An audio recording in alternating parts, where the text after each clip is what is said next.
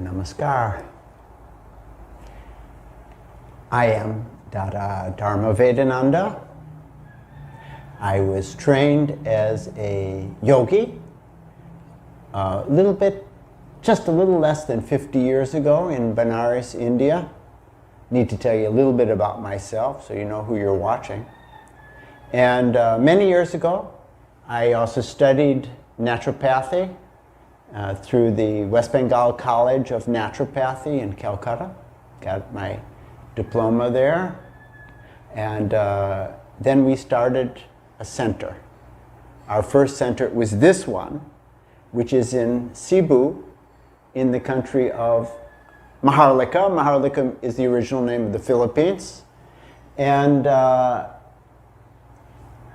this center became our training center, and we started many other naturopathy centers in many countries. Now we have 6 centers, we've got a big online program, many things are there. We have programs, other kind of programs in many other countries. Those are all different countries. And we have treated thousands of patients. So that's just a little bit of background about me, because this is my first public video.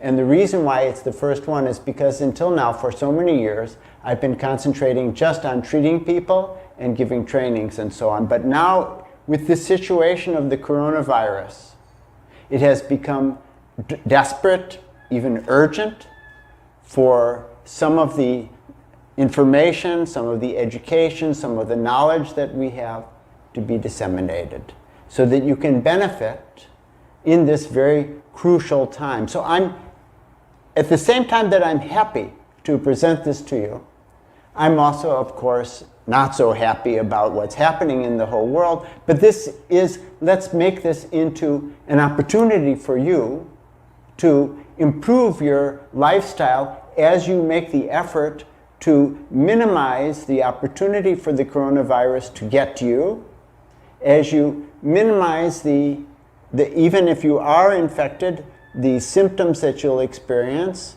and so that you can speed up the time of the cure. Over this series of videos, I'm going to be speaking about these different things.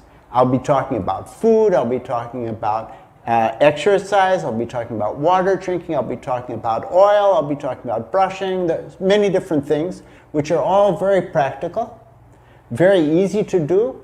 You don't have to go out and buy any expensive equipment or even any special supplements. You'll be able to do this not only right now, but these are habits that it will be wonderful if you are able to inculcate in your life. So it is my pleasure to talk about these things with you and to say now that this is a special opportunity that you have in your life, because maybe you're like the same kind of situation as me.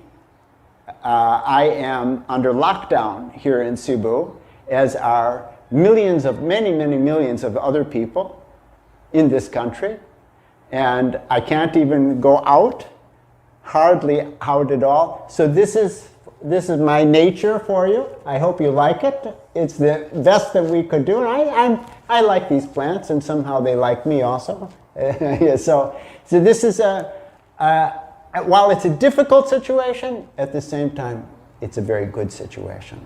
So today, I want to talk with you especially about sleep and the change that needs to be made if you want to have a strong immune system for most people. Most people, they don't have a good sleeping habit, so I want to talk about how to get a deeper sleep, what is the best time to go to sleep, what is the best time to wake up, so that your life can be really very, very good and the immune system strong. So you will remember, most likely you will remember when you were a child, if your mother was okay around you and everything, when you were a child, whenever you got sick, so what did she say? What did she do? She would give you probably a hot drink, and then she would tell you to go to sleep. And this is because mothers all know that sleeping is the best thing to do when we're sick in order to heal our system. And because if we're not sleeping as much as is appropriate when we're sick, then instead other things will happen. We'll get nervous from the situation, especially if we don't sleep enough or we don't sleep in the right time. If we don't sleep in the right time, and this is the case with, statistically, the vast majority of people, they go to sleep too late. Maybe you have this habit that you sleep too late. So I want to give you some concept about what that does to your health. It's actually really disturbing because it's unnatural. When a person doesn't get enough sleep, then of course their nerves become a little bit gradually more and more frayed. And when the nerves are frayed, then easily misunderstanding will come. Somebody will say to me, if I haven't been sleeping enough, oh, you need to sleep a little bit more. What are you saying, I'll say? Are you telling me I don't sleep enough? What is your problem? It means my nerves are frayed and I'll start expressing myself in an unbalanced way. So what happens here is that we get a vicious cycle in between not getting enough sleep or poor sleep and stress. And as the stress increases, then it is more difficult for us to get proper sleep. And this just goes on, this cycle like this. Now, when we are feeling stress, as a person will feel increasing stress if they're not getting proper sleep, it's so fundamental, then the body shifts into what happens when one is stressed in nature. That happens in nature because there's some danger. And you know very well, when there's danger, then the person will shift into the fight or flight mode. So when there's the fight or flight mode, then it is necessary and important that the immune system is not overactive in that moment. The immune system doesn't feel the normal pains and aches so that it can run, it can fight, it doesn't want to be disturbed with those things at all. So the system flicks on the cortisol. Cortisol is a kind of steroid. This is a natural thing that happens when you feel stressed. Cortisol will increase, and that steroid effect, it helps you to dull whatever pains and aches you have in your body. You don't feel them. A steroid is, for example, when you've got a runner and his knees are going bad, so then he'll get injections of steroid so that he won't feel the pain in his knees and he can still run. So the cortisol has a similar effect. So as the cortisol increases, the person doesn't feel so much pain, but the stress is still there. And there comes a kind of habituation to the increased amount of cortisol in the body. And as the cortisol becomes more and habituated, it needs actually more stress to maintain it, because cortisol will come as a response to stress. So this is also a kind of vicious cycle. That what happens is that the person is stressed, so cortisol is secreting inside the body.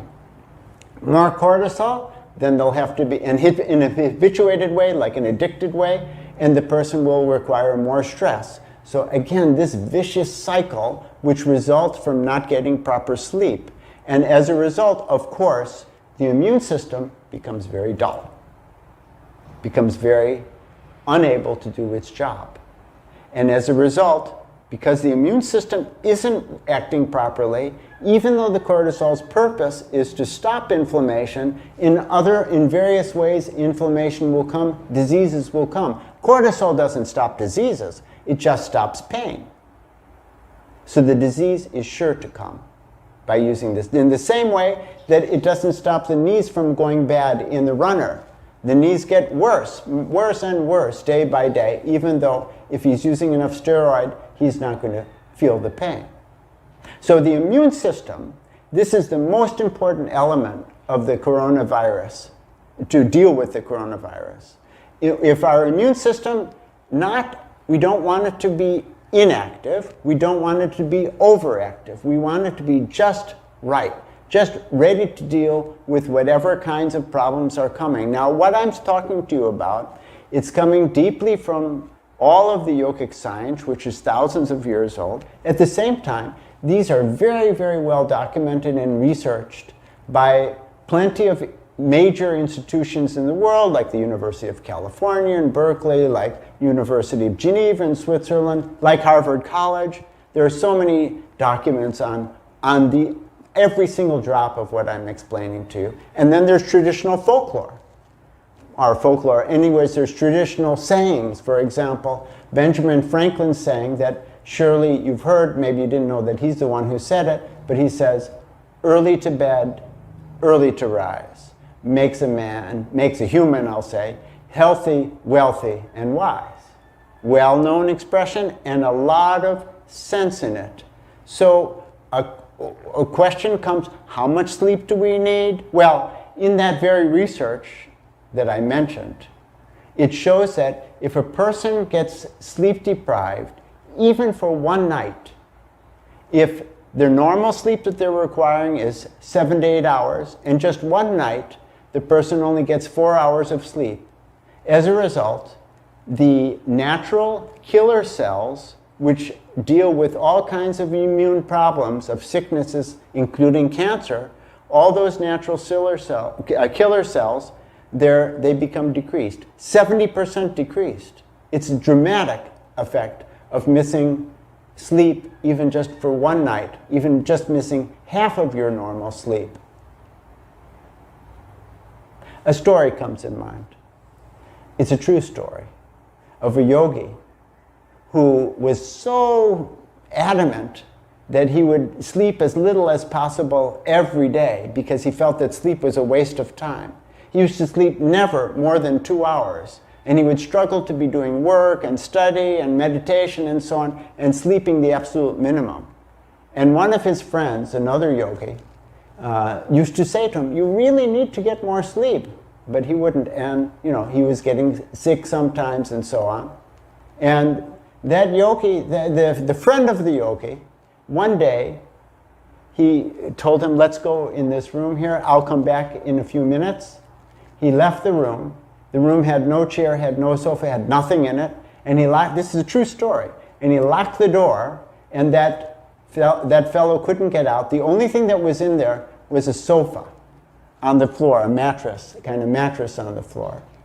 And after being stuck in that room with nothing to do and nowhere to go, and he was shouting, let me out of the room, then he had no alternative except to sleep.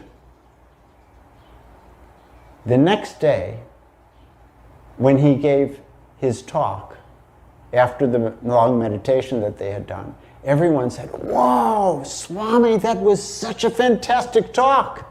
How did you do that? It was brilliant." And he said, "I have had a realization. My realization is that, yes, everything of this world is the manifestation of God and needs to be worshipped and like that, including sleep. Now I finally understood that sleep is precious as well." That was a big realization in his life. That's a true story.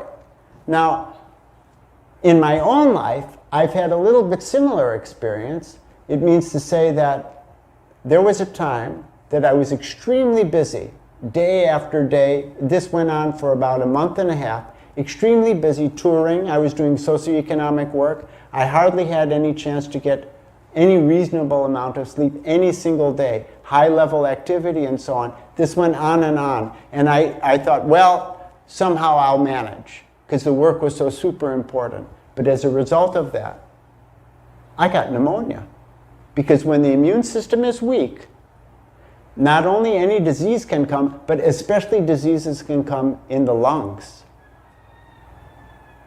And coronavirus, just like the SARS virus of so many years ago, it is very much related to the lungs in most cases.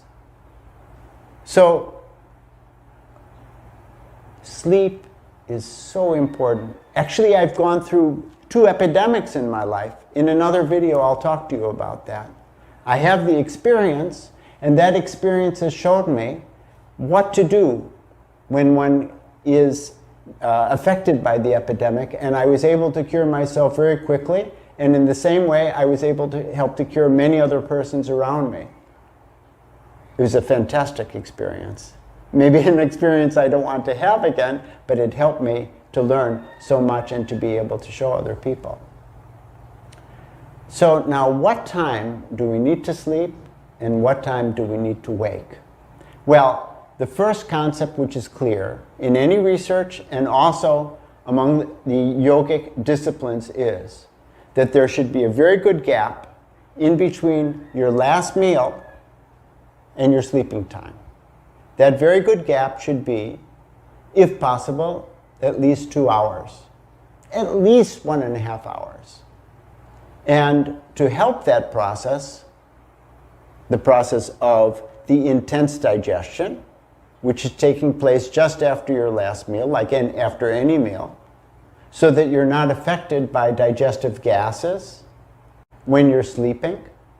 Because if your digestion is going on, then gases are moving in your stomach, and those gases will be disturbing your nerves, and the nerves will be disturbing your brain, and they'll bring all kinds of images and what people will call normally nonsense dreaming. And you have a disturbed, you don't have a deep sleep. So it is important to facilitate this to take a walk after eating.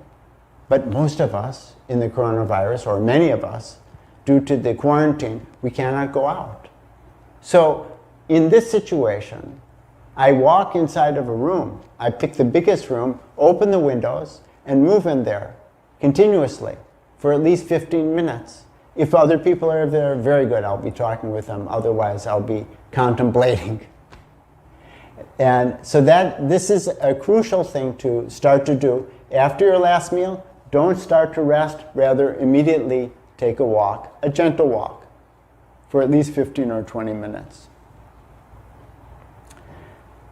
So what time to sleep? The best hours of sleep, according to all the research, the deepest hours of sleep are between 10 p.m. and 12 midnight. This is the deeper sleep. It is said even that 1 hour during that time is equal to 2 hours at another time of the night. Whether it's equal to 2 hours or 1.5 hours, anyway, it's precious sleep. So that sleeping time is the most important, and for this reason, the sleep experts say that you should go to bed sometime between 8 and 10 p.m. So it's good if you can aim at 9 p.m. or 10 p.m. at the latest. Now, I know that's a very big change for so many of you, because you're on the internet, and maybe you're not sleeping until midnight or 1 in the morning, and you're enjoying it, and then you're waking late in the morning. But this is very, very disturbing for the immune system. Early to bed, early to rise. If we need 7 to 8 hours of sleep, then that means that if we go to bed, for example, at 9:30 p.m. or 10 o'clock, then you can easily get up at 6 in the morning. Now, according to the yogis, the time when the sun is rising is very, very precious. They say that from 45 minutes before sunrise until 45 minutes after sunrise, this is the time of the maximum available energy from the sun. It's a very, very good time for doing meditation. Peaceful, but very enlivening, vitalizing.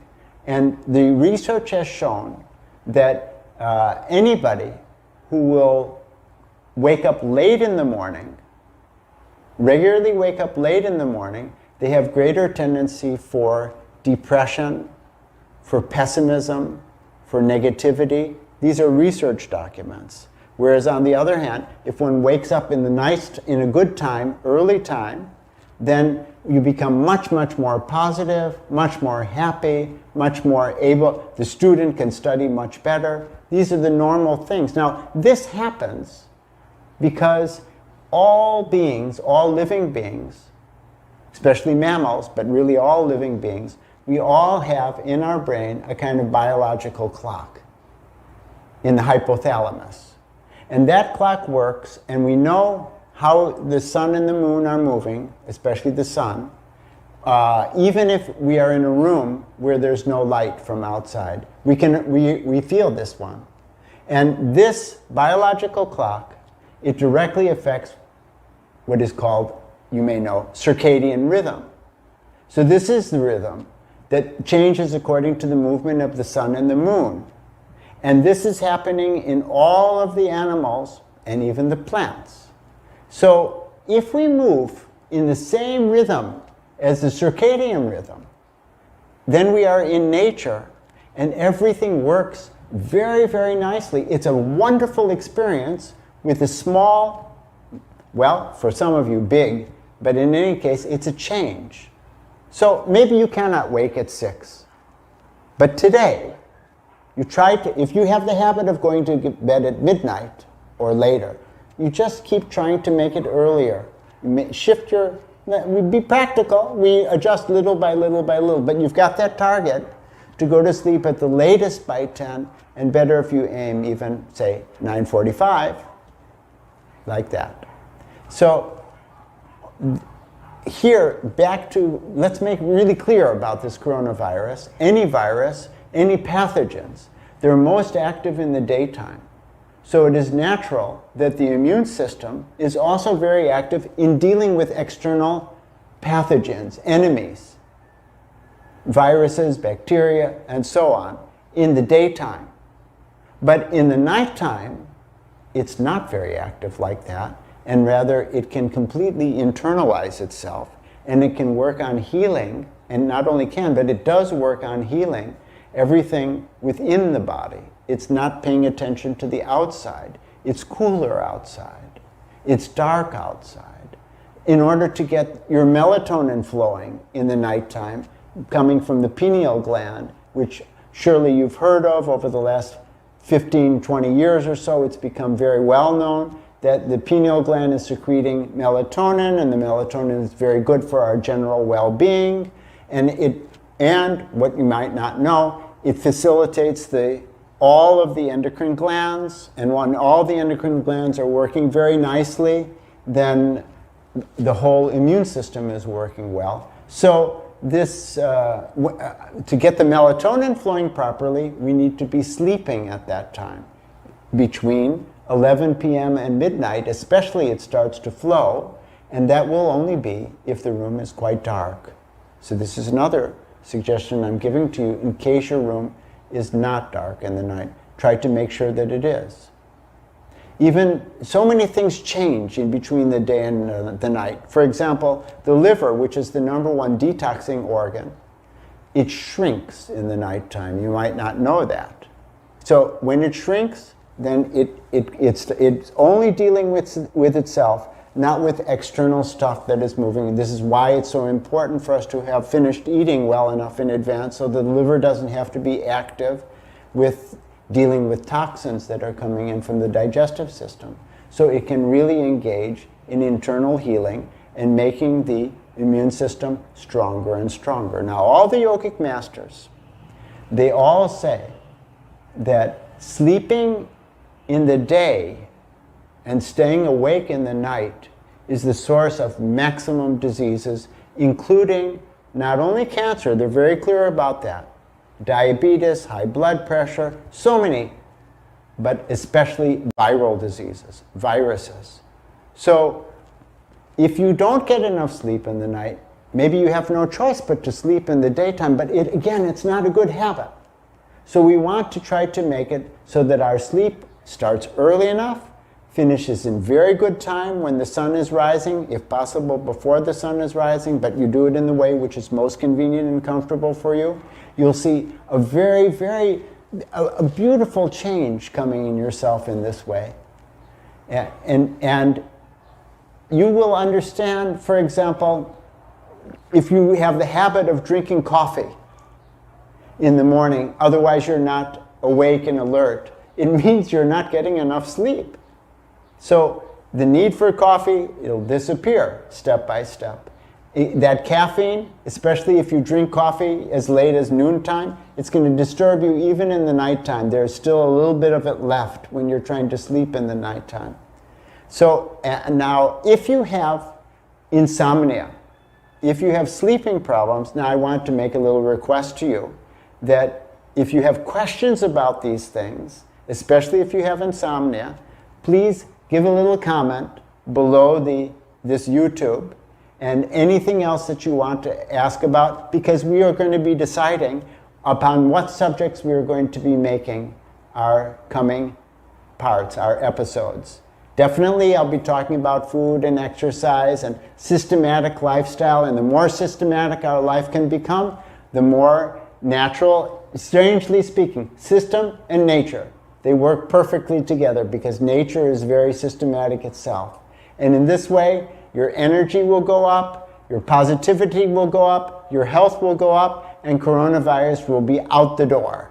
So I'm looking forward to more and more discussion with you all, and I'm looking forward to explaining everything everything that you would like to know, how to make your immune system stronger, how to avoid the effect of the virus, how to minimize the effect of the virus on your system. I've explained about sleep, and I have other topics that I'll be covering. Thank you. I felt the need to make one little extra clip here, because even in the process of posting this video, I already started receiving some comments that maybe there's a conflict between what Dadashila Bhadrananda said about lessening the need for sleep and what I have said so far. Let me make it very clear. I completely agree with everything that he had to say. The thing is that at present, it's crucial for all of you that you make your immune system strong. Nevertheless, it is a fact for those who are able to get enough sleep and still get up early, that if you get up, for example, by 5 a.m. in the morning, it's the best time, because that's the time when the vibration is very, very positive, especially when you're doing meditation. I myself, I always get up every single day at 4 a.m. I don't need as much sleep. Now, some yogis, some persons who are doing meditation, longer meditation, intense meditation, maybe they can even get up at 3 a.m. or at 2 a.m. That's fine if they're getting enough sleep. That's very good as long as they're doing sufficient intensive meditation. Now, in the coming videos, I will talk about meditation here and there. I'll explain that it is the ultimate tool for which you can not only get improved health, but everything of your life will become positive. I should also say that even the time of going to sleep, it is different for the persons who do longer meditation. Everything is different for people who do longer meditation. So meditation is key, ultimately. So I'll encourage you also that you can subscribe, you can join into the basic meditation course, which is offered through this meditationsteps.org. I suggest that you subscribe to meditationsteps.org and see that your health, everything of your life is very much improved. The course is for free, and also it would be excellent. I've really enjoyed talking with you. It would be excellent if you were to like, to share, especially to comment. I'll be happy to give comments down below, of course, below the video. I'll be happy to give answers, as many as I can, to your comments. It'd be great if you subscribed, as I said. And you can check out, just below the video, you'll see that there's a link for our new Facebook group, which is which is called Natural and Yogic Treatments. Thank you very much. And again, namaskar.